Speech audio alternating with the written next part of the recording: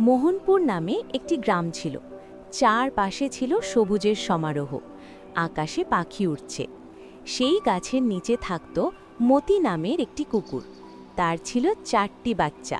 বাচ্চাগুলো কিছুটা বড় হলে কয়েকটি মেয়ে এসে 3টি বাচ্চা তাদের সাথে করে নিয়ে যায়। কিন্তু কালো কুকুরটি কেউ নিয়ে যায় না। এতে কালো কুকুর ছানা ও তার মা কষ্ট পায় এবং সেখান থেকে চলে যায়। কালো কুকুর ছানাকে আদর করে দেয়।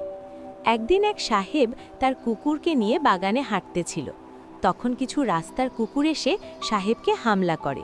সাহেবের কুকুর ভয়ে প্রথমে পালিয়ে যায়, কিন্তু সেই কালো কুকুর ছানা সাহেবকে এসে সাহায্য করতে দেখে সেও এসে ওই কুকুরগুলোর উপর ঝাঁপিয়ে পড়ে। সাহেব খুব খুশি হলো। সে দুজনকে আদর করে দেয়।